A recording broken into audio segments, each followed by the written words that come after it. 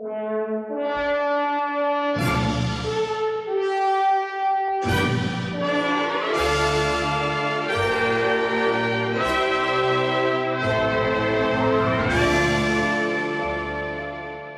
friends, the Rabbi here.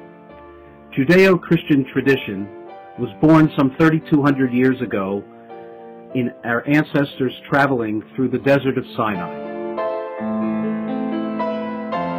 Behold his mighty hand!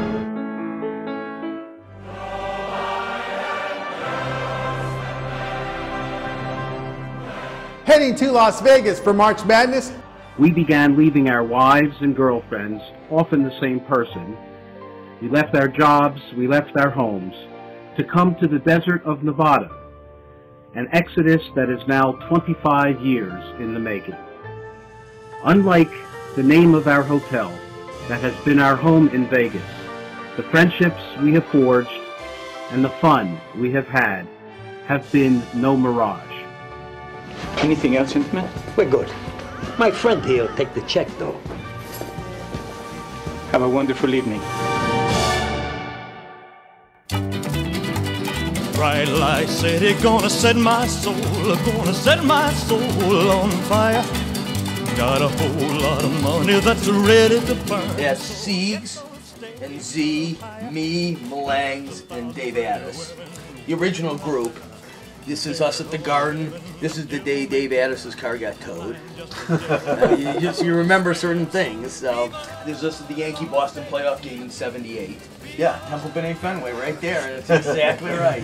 We started getting together, and then over the years, we started bringing in different groups. You know, we started bringing our own groups in with friends and that type of thing. The first pool that we started with, Malangs and I, we ran at Rutgers in 1979. That was the Magic Larry Bird matchup here. This is a guy named Steve. When you hear about a bunch of guys going to Vegas, you think of guys going to the strip clubs and, you know, with the hookers and the girls and the whole thing.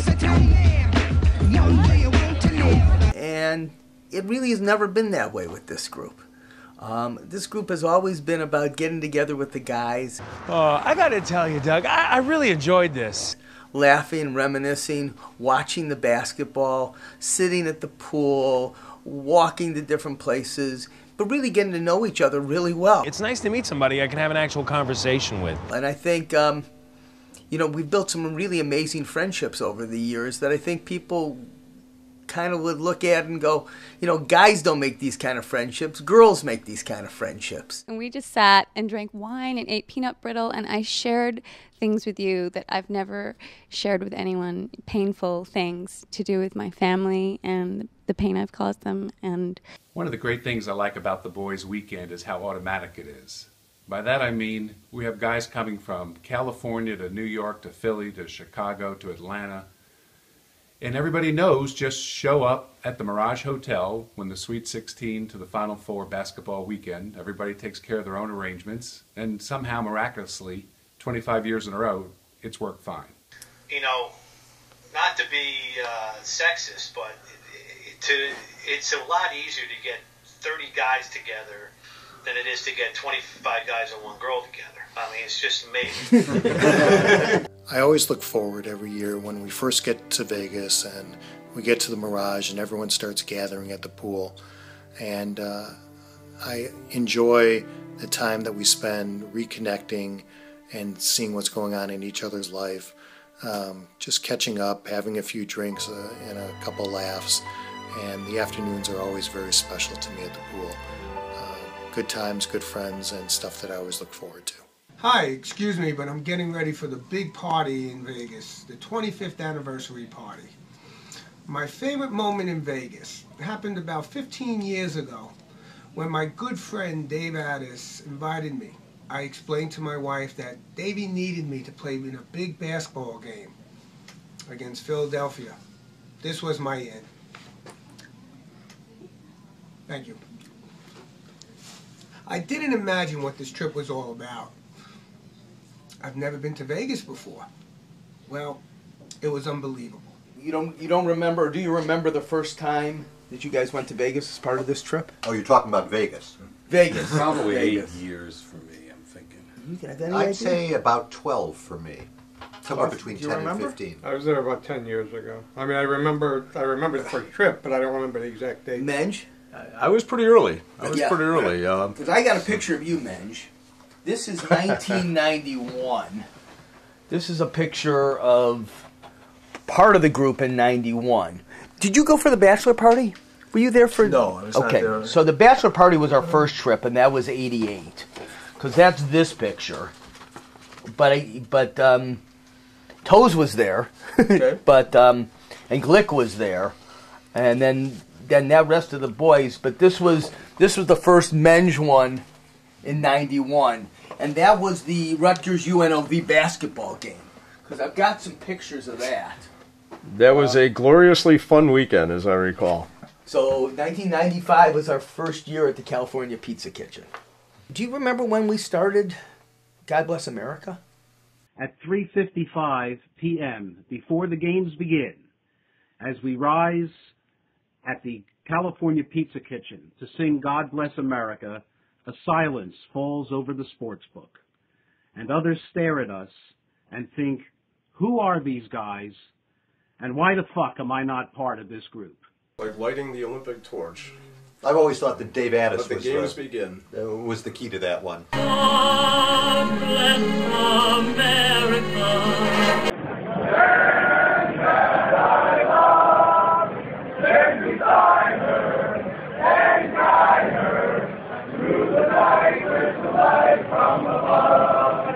He's the one who kind of gets us organized and gets his hand over his heart first and stands up to start the song.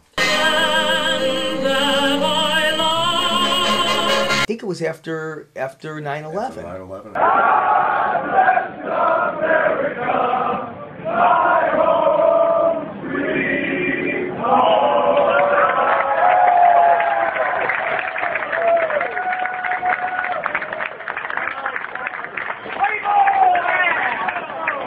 One of the most memorable Pizza Kitchen experiences of all time is when Michael Jackson and his entourage and the little kids came walking into the Pizza Kitchen.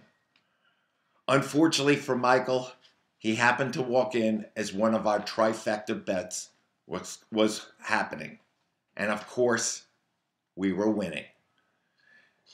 As the bet came in and we were screaming, they were trying to sit Michael down near us. Of course, the Mirage staff knew who was the more important person or group, and they moved Michael.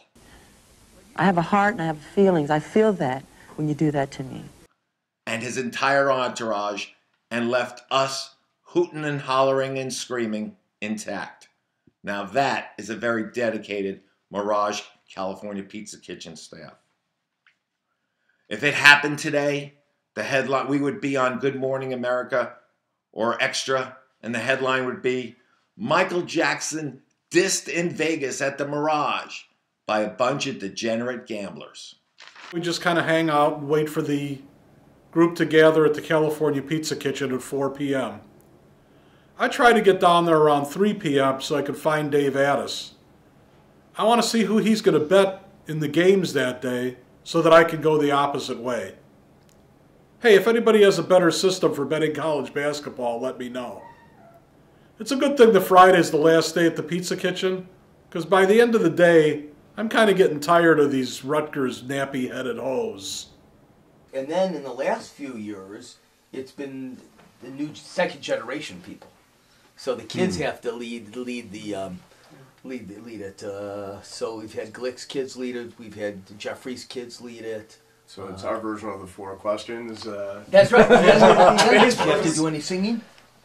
I did have to do some singing. That was a tradition that I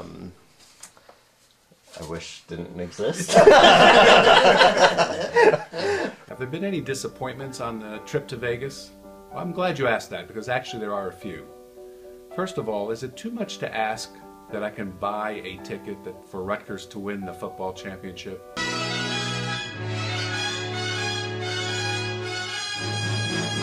Hey, you've got it! You've got the last golden ticket! Every year I go to give my money to the casino, and I can't even get a ticket printed that says Rutgers to win the national championship. Now I know we're not going to win, but at least can I get a ticket that says that? Instead I'm stuck buying a ticket that says the field. We're lumped together with Southwest Louisiana State and Ball State. We probably have an equal chance to win.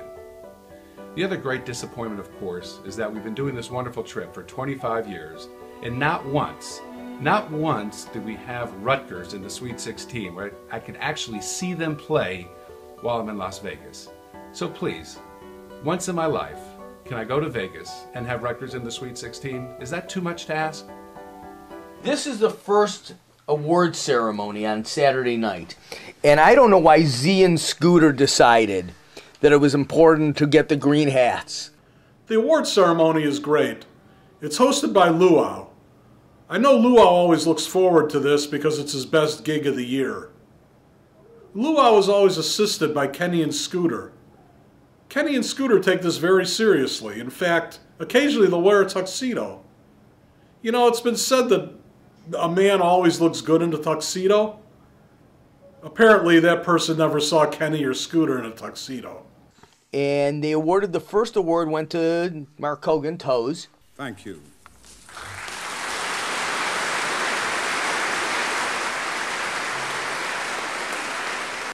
It was a Mirage Buffet, is now open 24 hours for your pleasure, so they got that sign for Toes. And that was the opening award. And then we started going up to one of the suites, and doing all that shit. We're starting a new award this year. It's called the Silver Anniversary Just Shut the Fuck Up Award. Okay, first nominee, Dave Addis. For 25 years, we've had to hear about how great Rutgers is going to be next year. They have 5-star recruits coming in. They have a new coach coming in. For 23 years, they've never made the NCAA tournament. True. Okay. So, to Dave Addis, we say one thing. Shut the fuck up! We have our certain rituals and our traditions that are absolutely precious, at least in my mind. And then we did Father Guido. I think that was the next year. Father Guido, that one. That was a good one. And Tony was terrific at that. Hey, anyone here from out of town? Yeah! It's great to be here in the beautiful downtown of Las Vegas. It may not be the end of the world, but you're going to see it from here. Vegas is really at the scene. There's absolutely no redeeming a social value. I mean, even the yoga doesn't even have a culture. Karnak, the Magnificent. And then we did Karnak. No one knows the contents of these envelopes, but you, in your divine and borderline mystical way, will ascertain the answers, having never before seen the question. If Karnak has any time left, he will do that. Beating a dead horse. Beating a dead horse. Name the only way Steve Lewis's horse wins a race. That was a good one. May a diseased camel bed your wife. 2007, we did Are You Smarter Than Luau? Because he was on How You Smarter Than the Fifth Grader. And then in 2008 was Tony's Bar Mitzvah. Ladies and gentlemen, Rabbi, honored guest. That's the invitation. Congregation Oivei Goyim, if I remember correctly. Today, I am a Jew.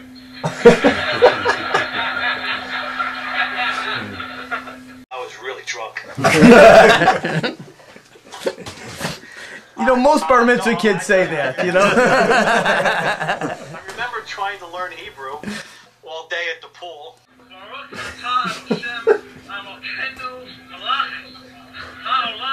I remember that I totally forgot that I had to write a speech, the candle speech, so I did that literally while half in the bag, watching the games on Saturday afternoon at the outside bar, and I thought that went pretty well. But I just thought it was a great concept, and you know, Dougie put it together, and the video that Mark helped to put together. It was just really, it was really special. I really enjoyed it. And then Mark, you spent a lot of time putting together a montage. I had 3 kids who had gone through that, so we had the computer program already. got photographs from everybody. You were able to get them from Tony's family, which made it worthwhile. We had a lot of them with you guys being kind of intimate with each other. Yeah. So and Brokeback Mountain had just come out. So I think that was the theme of the bar mitzvah montage.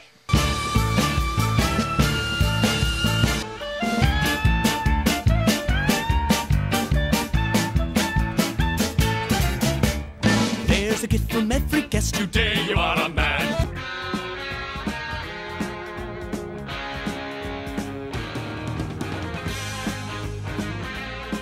And being the only, goyim on the trip all these years, I figured it's about time I joined.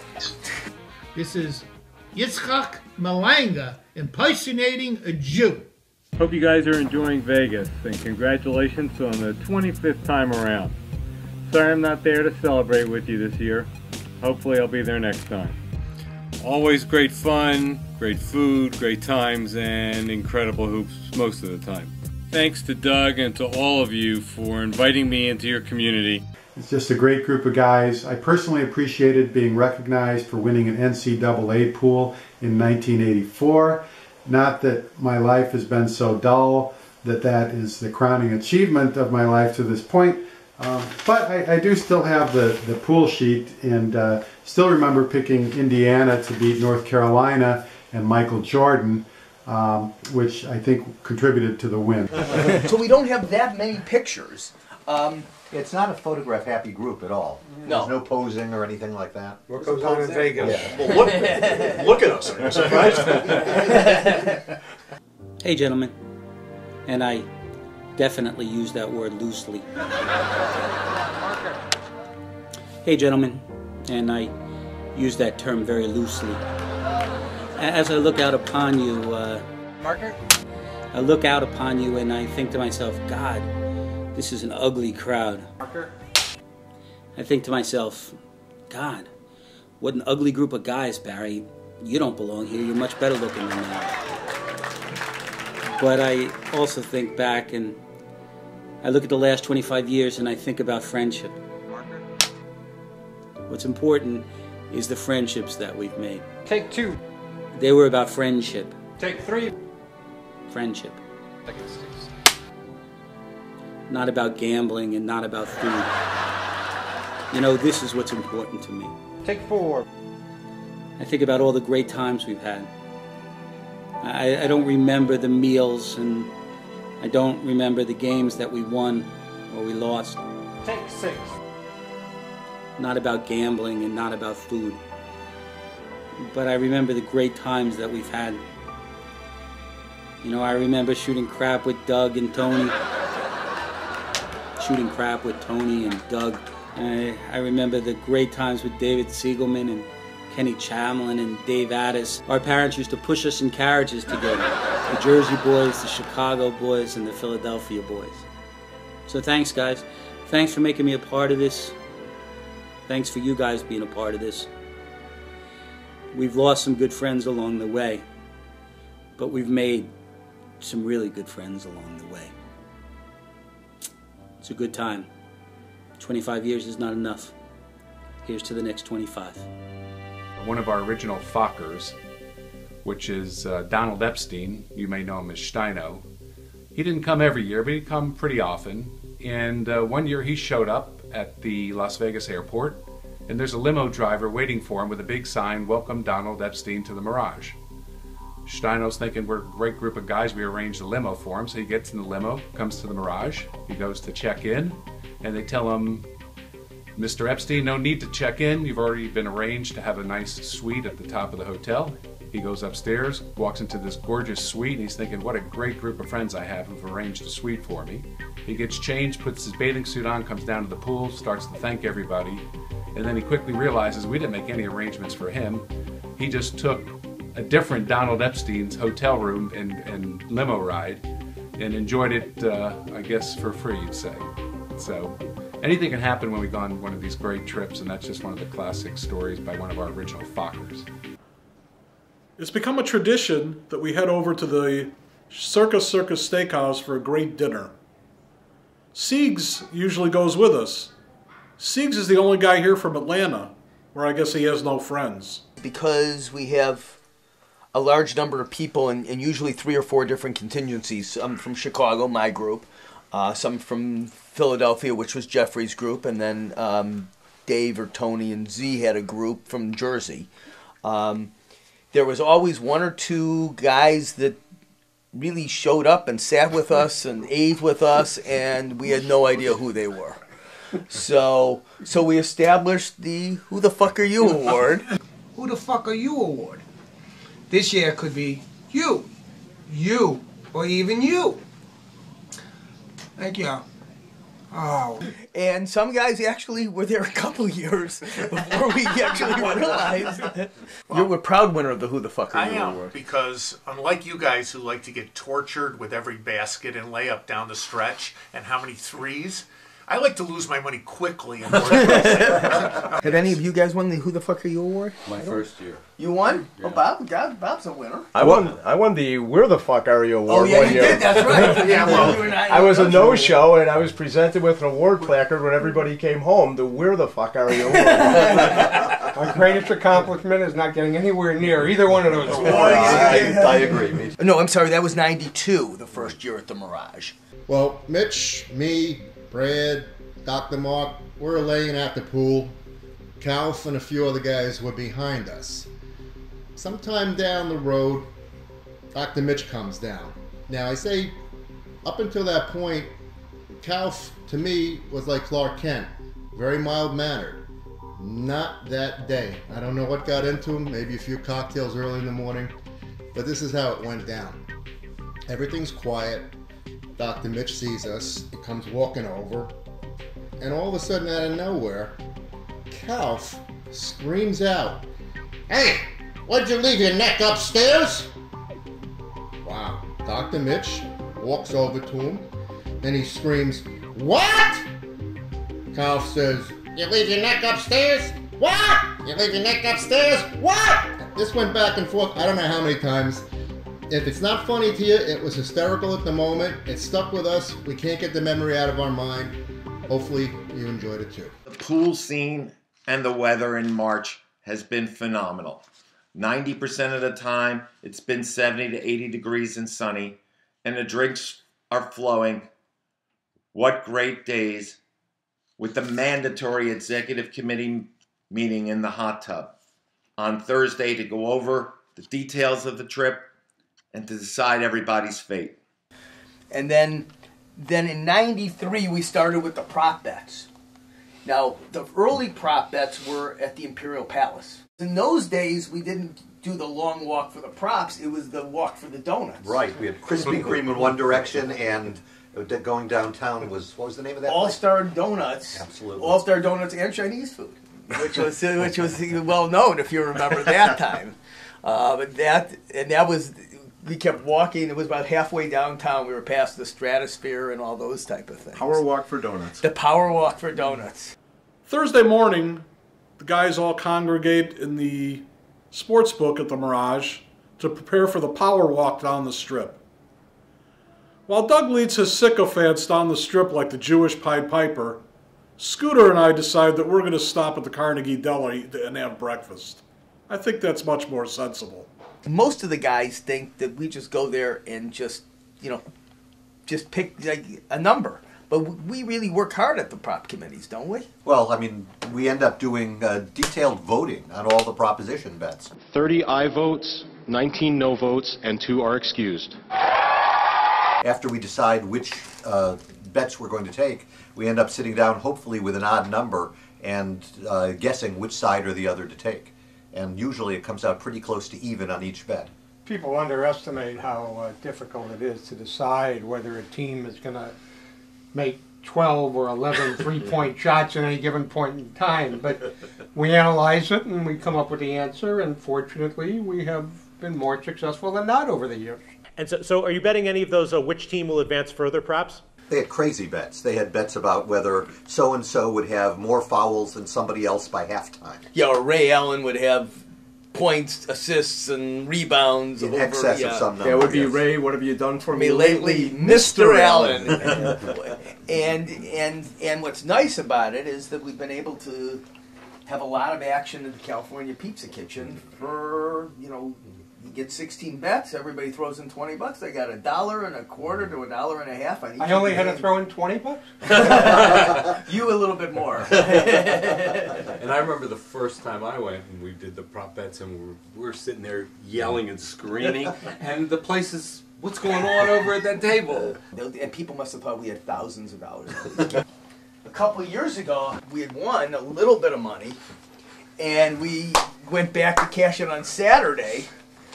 And I kept the rowing, the Oxford-Cambridge rowing match, if you remember correctly. That, we took Oxford plus 155. Because we had handicapped that so carefully. That's exactly right. We decided, and it was the race, and then you were able to find it off, I think, on your cell phone through Brett or something. We picked against a team that had lost like 7 years in a row, and we pulled out the victory. Was there ever a payout on that? We outvoted Knock on that one. That's right. Knock always wanted the favorite. Yeah, Knock always wanted to bet the favorite. So, and I think that was his last year there. I think that was Knock's last. But when he got home, he told everybody he won. At the right side. At the right side all the time. All the time. So, but yeah, so that was the year everybody got back $26 on their prop bets. We almost bet it all, but I wanted to make sure that there was at least a few dollars back because some of the Philly boys don't like when they don't get anything back, Tape 99. This year we're celebrating the 25th anniversary of the boys' trip to Vegas. For me, it's been 20 years since my brother asked me to come on this trip. He said it would be the best thing I've ever done. Well, it might not be the best thing, but it's surely great. I mean, just picture this. 10 white guys in a limousine, coming out of the limousine to play basketball. Philadelphia against Jersey. Coming back, setting up in a pizza kitchen where we take over the whole place. And we're yelling and screaming to stop the game as soon as the first basket hits because we covered, even though there's 52 minutes left in the game. I mean, it doesn't get any better than this. Listen, we lost my brother this year, and he won't be with us on this trip. But I will say this trip's going to go on and on because it's fantastic. Thanks to the committee to setting this all up. It's Scooter. I know we're supposed to talk about the fun times we had over the last 25 years in Vegas or one specific thing that stands out in our minds, but I wanted to show you how I live my life 360 days out of the year. This is my room. What? Scooter! What? I told you to come down for dinner. Shut up, Mom. Be down when I want to. I'm busy. And I have maid service come in. Scooter! Mom, leave me alone. I'm masturbating. Now I gotta start over again. Scooter, don't treat your mother like that. Show some respect. Shut up, Steve. You're not my real dad. Just love my life. What can I say? Oh, here are some of my friends. Hey, guys, what's going on? Dog. What's going on, dog? What's going on? Hey, guys, I'll talk to you later.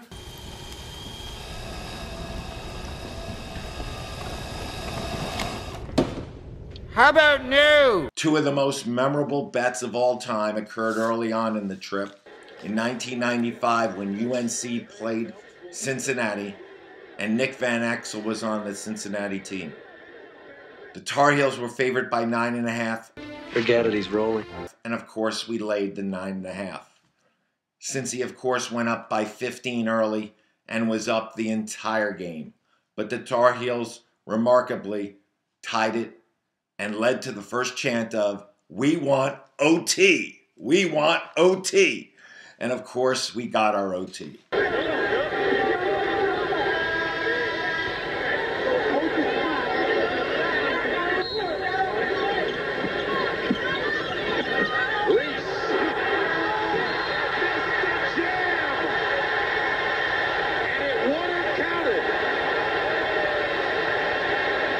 And Cincy, of course, went up in the first overtime by 9, and we said, "We want second OT." And we got second OT. And luckily for us, as it used to happen a lot in the beginning, UNC won by 10. The only time they had a lead by 10 the entire night. Oh, we love gambling, especially when we won. I'd always look for middles. In 1996 was my big middle year with Malangs. Over at Harrah's, they had a completely different line on the women's basketball games than they did at the Mirage. And so I called Malangs, I go, how much money you got? And he was like, I don't know. I said, go get as much money as you can. So we go over and they limit us, and it was like a 7-point middle. It was like 4 and 11. And then we bet $500 and we run back to the other spot and we bet another $500 and then we'd have to come back. Now it was now it was dropped to 9.5 because we were the only ones betting it, and it was up to 5. And so we finally bet it, and we actually pulled like 3 or 4 middles that year. Madness has definitely begun, but I'm holding it together okay. I hope you guys are doing all right yourselves. That was the best year of middles. Was that before cell phones that had you running back and forth? Yeah, there were no cell phones. That's exactly right. The Christian Leitner shot. Do you want to share a little bit of that story with us? A quick pass to half court and call a quick timeout so they can get in better shooting range. There's the pass to Leitner.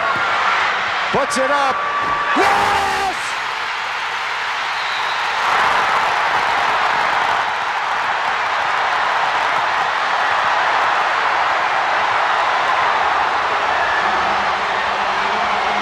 You might be able to tell this story a little bit.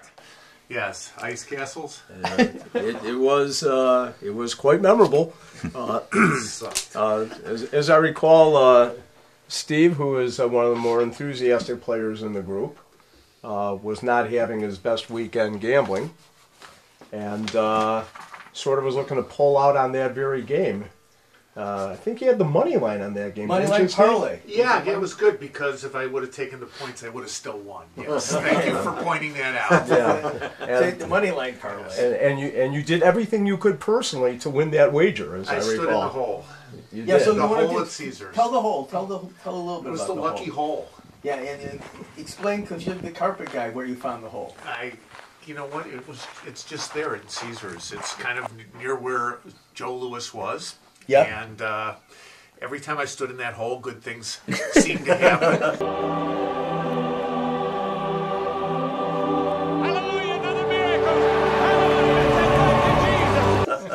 You know, it brought me down to Mensch's level.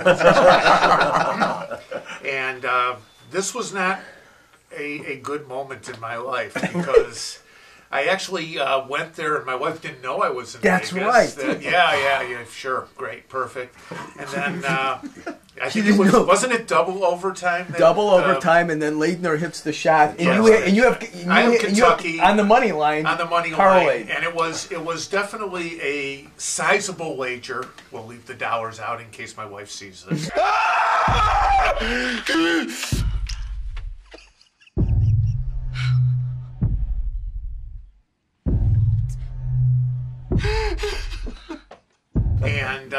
And then after losing, my good friends decided to all go out for a steak dinner at Caesars. We went to a very nice restaurant.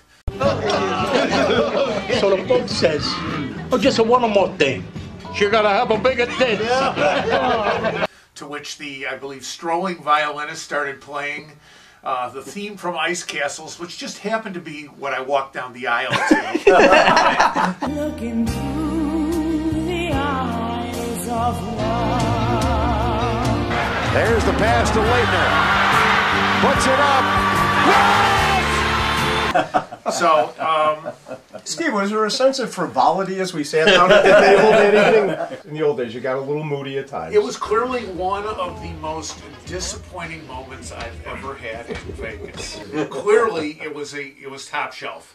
And we were laughing a little bit. Although, you know, it still warms the cockles of my heart when I think about sitting there with David Cahotis, and him and I are, of course, broke, and Mensch has money, and we keep ordering. What were we ordering? I believe Mai Tais was Mai the drink of Tai. choice. Cahotis would just eat the fruit. Okay?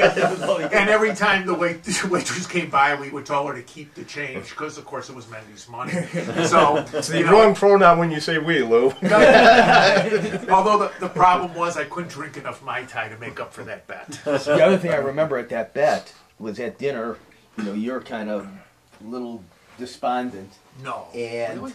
And we're sitting there, and then you did the ice castles, and then we're just kind of not saying anything. We're just kind of keeping our heads You're down. all laughing. And an older guy from the table next to us tapped you on the shoulder and said, "By the way, who won that Kentucky Duke game?" Yes, he did. Wow, whoa! Whoa! Sit down. Yes, and we went to his funeral 2 days later, I believe. Yes. They suspended me and put me on probation for a period of 6 months because for the first time in 24 years, I didn't make the Vegas trip. Okay, they did what they thought they had to do. I felt it was wrong. I proved my case, but nonetheless, they convicted me of this horrible offense. And in my opinion, it was a complete and total shanda. Nonetheless, the record should reflect that I served my period of probation with dignity and distinction. Of course, this year is a special year, being the 25th year celebration. Many of you have been here for quite a number of years and have experienced many more years than me on this trip. Unfortunately, Jeffrey's not here to celebrate with us, but we know that he'll be here in spirit for every year that we continue this trip, and I hope that it continues for many years to come. One of my favorite memories is arguing with the rabbi at our regular Saturday night dinners. It always amazes me how somebody who's so intelligent and so well-read can be so wrong. All I can say is what happens in Vegas stays in Vegas. We always come back. A quote from Gene Hackman: "I love you guys. Happy 25th anniversary."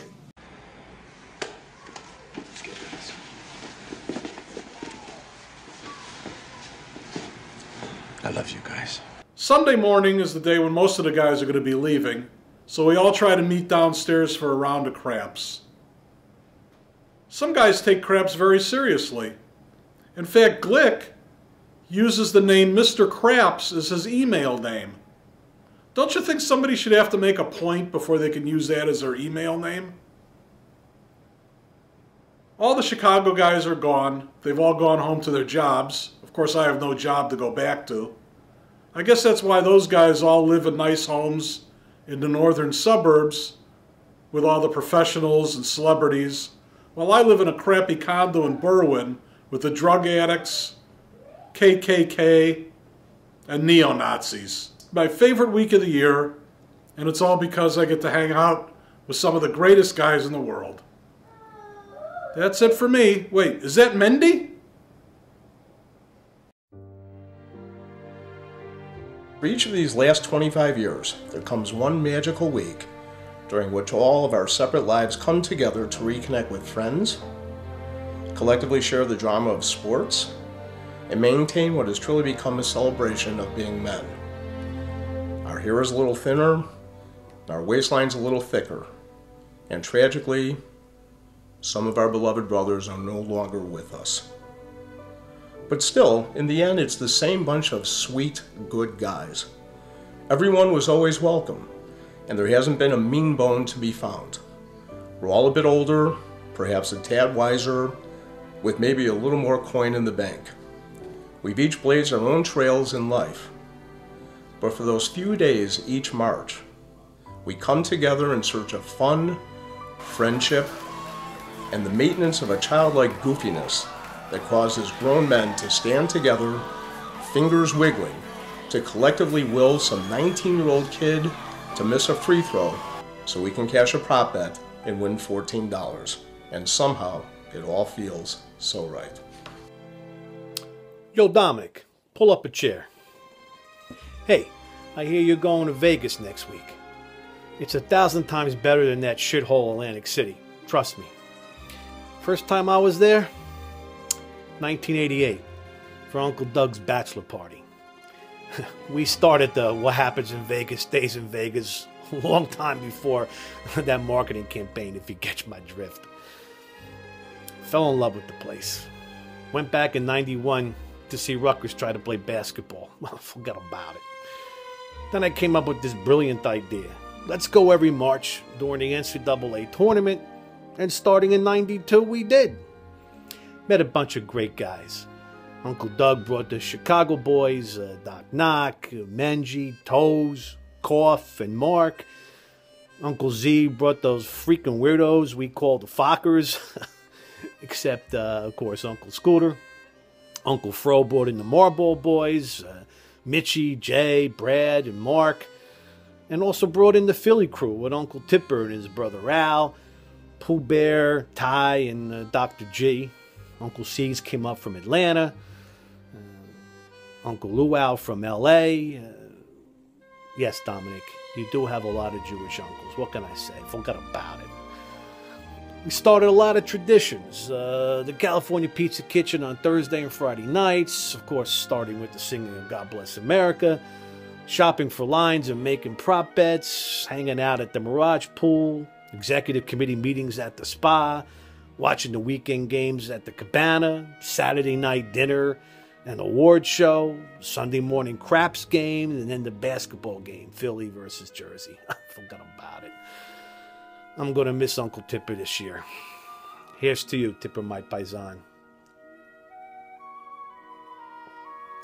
We'll dedicate the big fella's first bad pick to you. Hey, are you filming this? You rat bastard! This is going to be a hard year. You know, we thought that this would be the year that would be just pure celebration, but it's a year that we also reflect a little bit on people that we've lost. There is a hole in our hearts this year that will, I fear, always be there as we remember Jeff. But we must go on, and he would be extremely unhappy with us if we fail to do so.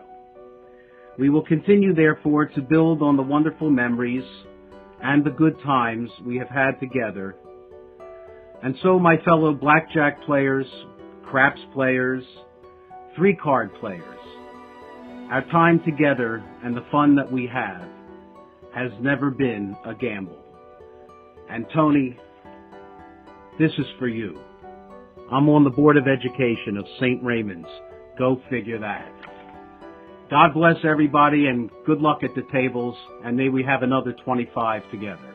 It's a lifetime. It's a lifetime, the 25 years. And, you know, it's a heck of a milestone to be able to reach it. It's a heck of a milestone to realize that 25 years, a lot of things happen over 25 years, and the world's changed, and we've gone from never having a cell phone to having everybody on their phones during the games, or, you know, we're gone from, you know, grading pool sheets by hand on the planes or opening envelopes to doing everything online. Things like that didn't exist when we first started.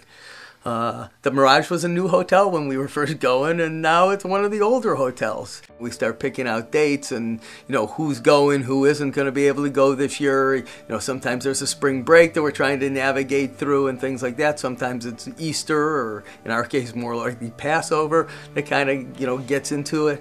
But we talk about the trip all year long, about what we're going to do and how it's going to play out, and whether we have a, you know, a special year like this year with the 25th anniversary, or whether we're going to do something different. We've always talked about, are we going to go to a different hotel? Are we going to do anything different Thursday and Friday nights? And we just always seem to come back to our usual thing. So it's like a little bit of everything, but all the factions coming together and just hanging out and just laughing for 4 straight days. I am most proud of the relationships that have developed as a result of this trip. The original RU boys who started this trip let me branch out and bring in Jeffrey, who brought all of his Philly friends, and Kenny, Tony, and I brought our Jersey friends and some of our hometown friends, and Doug brought his Chicago friends. It didn't take long, but Jersey, Philly, and Chicago were interchangeable and have become good friends over the years.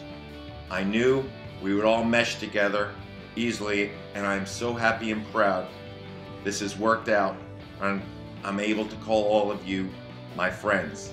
So enjoy the 25th. Let's make it the greatest trip ever. You know, everybody's become an integral part, so it's their trip as much as it is anybody else's. And so, although we were the guys who put it together, you know, it's grown into being part of their ritual and part of their life, and now we've got another generation coming on board. And now the kids are starting to come, and they're in the mid-20s and late 20s, and more we think that, you know, they're going to be the energy going forward and taking over for us at some point in time. You know, my dad was there, Kenny's dad was on a trip with us, and, you know, now, you know, Mike's sons and Mark Friedlander's sons and Jeff's kids and David's kids all have been on the trip. So we've had 3 generations. Currently, each year, my favorite moment is now that my kids have been joining us for the last couple of years, and I'm just thrilled that they've been able to come to Vegas and have become part of our group. It's also a ton of fun to be a part of, to just be a part of a group that's having so much fun and just enjoying each other, and have been doing it for 25 years. And hopefully, if people's health keeps up, maybe another 25 years. It just sounds like so much fun going with all the buddies and all the guys and just making bets and taking shots at each other. So it just sounds like a lot of fun. The fact that we're able to kind of pass along the same things from generation to generation or year to year, there's a comfort in it. There's a comfort in being able to go to the California Pizza Kitchen and having the same people at the Pizza Kitchen. Kathy and Sally have been there the whole time, and they've taken care of us the whole time. But it's part of the tradition of it, and for those 4 days, nothing else seems to matter. Life kind of stops for us, and we just kind of enjoy ourselves, and whatever issues that are going on and outside of that kind of fade away for those 3-4 days. So who knew that when we first started putting this together, the college guys all decided that this was something we'd do year in and year out, the 4 or 5 of us, and putting it together because it was a chance to keep in touch. There wasn't the internet, there wasn't email, there wasn't Facebook. It was just a chance for us to get together and really catch up and maintain friendships. And now, all these years later, 25 years later, there have been people that have come into our lives with this weekend, and people have come in and out and have continued to share it and develop some amazing friendships along the lines, and a bunch of bonding between a bunch of really good-hearted guys, and shared an amazing amount of laughter and friendship. I believe we can sustain it, hopefully another 25 years at least, and then hopefully another generation wants to keep it going. We have lost a lot of friends over the years. Those who are on the trip that we've lost and those who continue to be on the trip still think of it as the best week of the year. So boys, in this 25-year anniversary year, laugh, have fun, and pay tribute to our fallen brothers. They would not have wanted it any other way. Here's to 25 years of sharing amazing friendships, good times, bad times, but always being able to be together and finding a time and a place where everything is right with the world.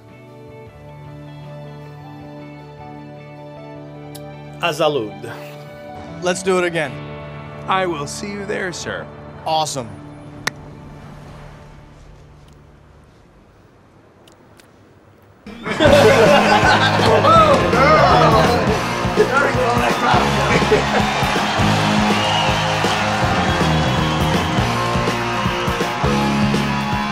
Guess who just got back today?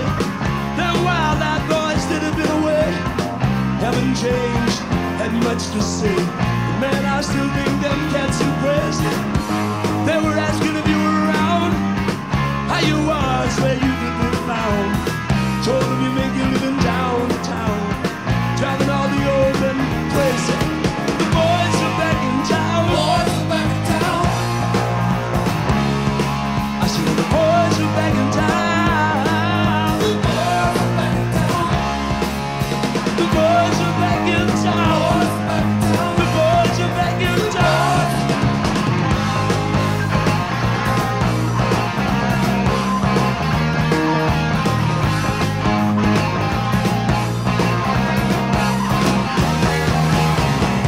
You know that chick that used to dance a lot? Every night she'd be on the floor shaking what she'd got. Man, when I tell you she was cool, she was a red hot. I mean, steaming. And that time over at Johnny's place, well, this chick got up and she